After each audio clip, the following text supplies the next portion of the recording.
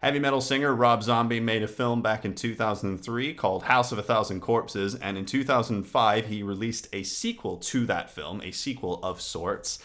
A sequel of sorts in that characters from A House of a Thousand Corpses appear in The Devil's Rejects, and certain events get played into from A House of a Thousand Corpses get played into Devil's Rejects, and yeah, it is kind of a sequel, but like those two films have completely different tones. Like the first one is like this crazy, colorful, wacky camp movie, and then the other one is like this no holds barred 70s style exploitation horror thriller with a lot of, blood and action and guns and stuff, and Sid Haig just being a complete badass as Captain Spaulding.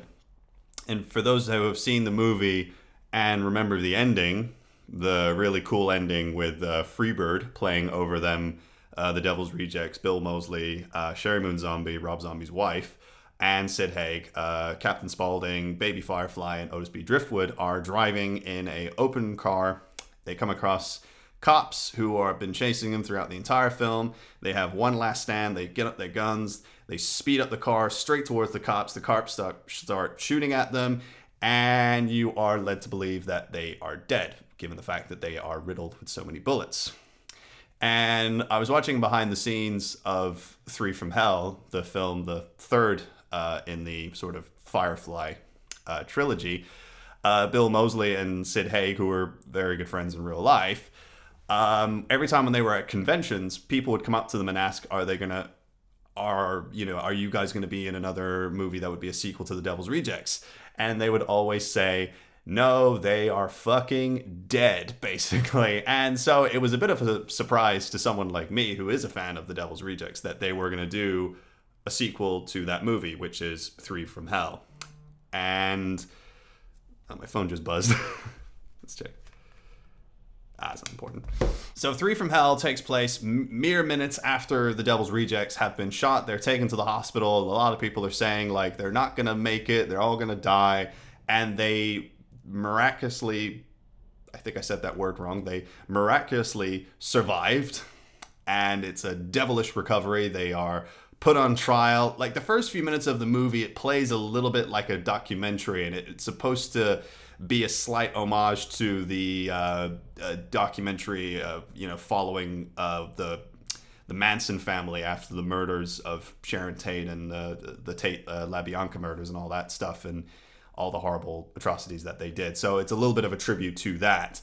And, the people being like, these guys, they stick up for the outsiders, and they stick it to the man. They're just basically saying fuck the establishment, and they become like national heroes to a bunch of people.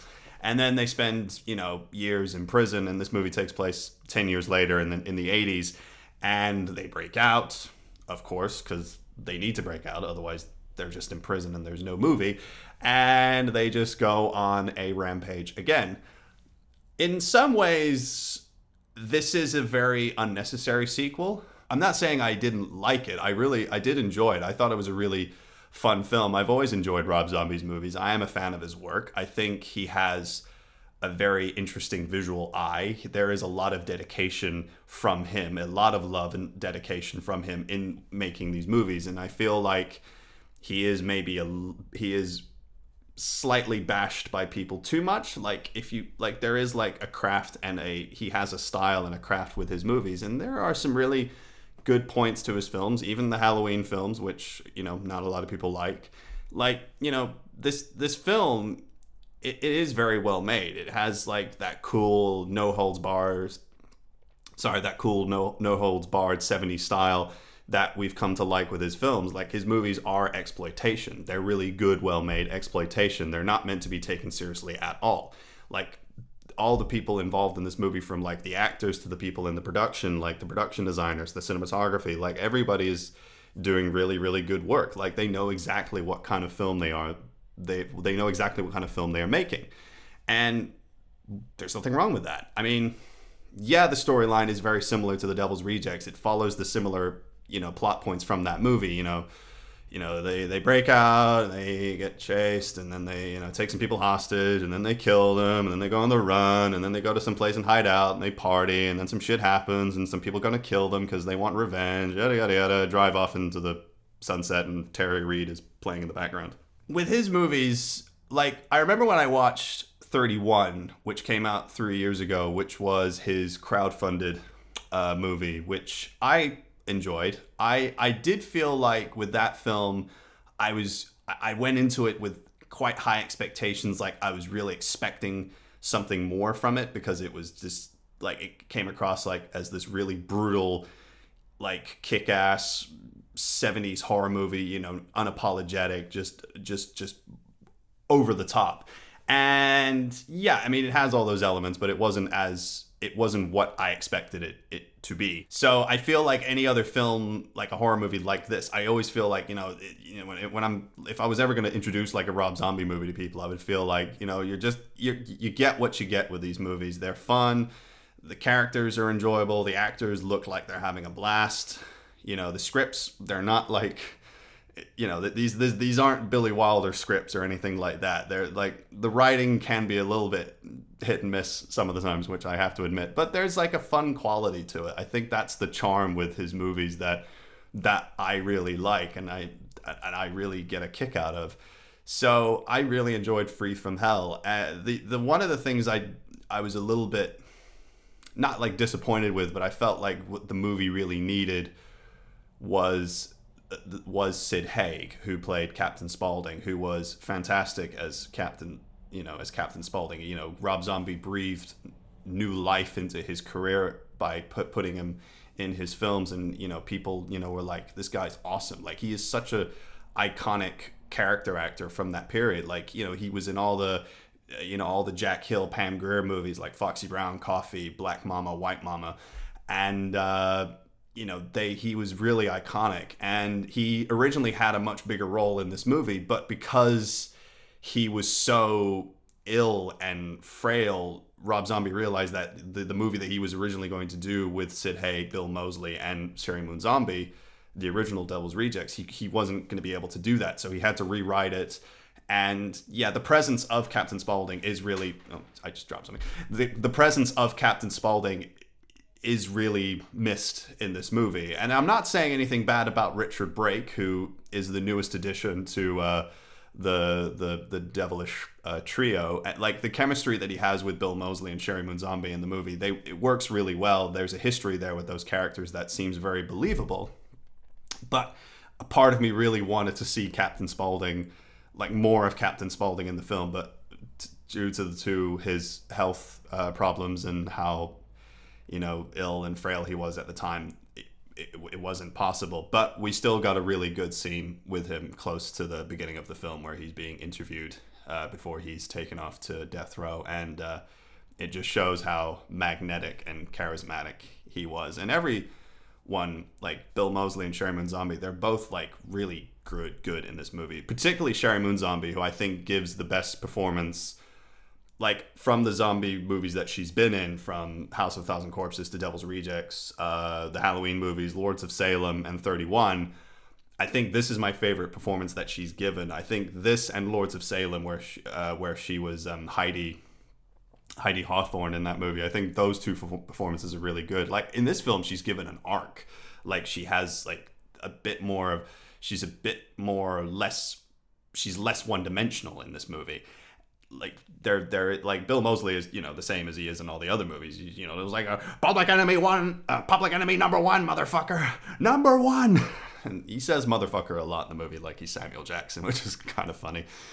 And Richard Brake as I think his name is Winston Foxworthy Coltrane, the Midnight Wolfman, and he's awesome. I really liked him as Doomhead in 31, and he's also in Halloween 2. He plays one of the hospital guys driving Michael Myers, and then they hit a cow, and then gets killed by Michael Myers. When he wasn't dead, he wakes up. I like Richard Brake. I think Richard Brake is also a really cool character actor. He has like a really awesome screen presence. Like, he can play like really great evil characters. It'd be nice to see him in more movies. Like, he was in Batman Begins. He played Jack Cahill, the guy who murders Bruce Wayne's parents in that movie. And I, like, when I saw him in Halloween 2, I was like, that's the guy I've been wanting to see. I like that actor. I like the guy's the way his presence, his face and stuff. I thought like that guy needed to be in more movies. So Free From Hell. If you're a Rob Zombie fan, you're gonna like this movie. If you're a Devil's Rejects fan like me, you're definitely gonna like this film. It's fun. It's a real proper horror, like real no hold bar, no unapologetic, no holds barred, balls to the wall kind of horror movie that Rob Zombie is known for. Like the way that he shoots violence, like, and the way he lingers on the violence, really, it's quite effective and really kind of brutal and really like,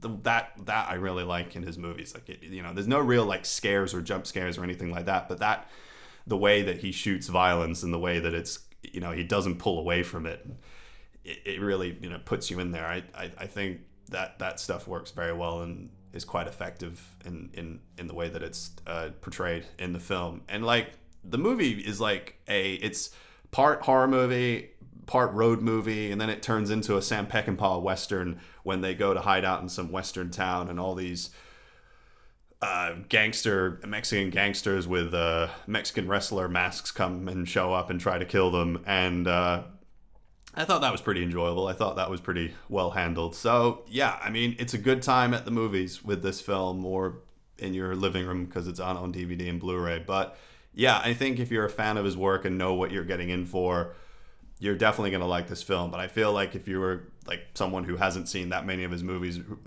and you decided to watch this movie, you probably won't like it. I would, for anyone who wants to get into Rob Zombie's movies or at least like watch them, I would start with House of a Thousand Corpses, then Devil's Rejects, and then Free From Hell. And then if you like those movies, then check out his Halloween film. Because I wouldn't go House of a Thousand Corpses, Devil's Rejects, and then Halloween, because then you'll get to Halloween. And if you're a huge fan of John Carpenter's Halloween, probably not gonna like his remake. But I enjoyed it. I think it's fine for what it is, what Free From Hell is. I think Free From Hell is fun. It's a horror film, and it's the kind of horror film that I like. A little bit of a guilty pleasure, but at the same time, it is something that people should check out and see if they like it.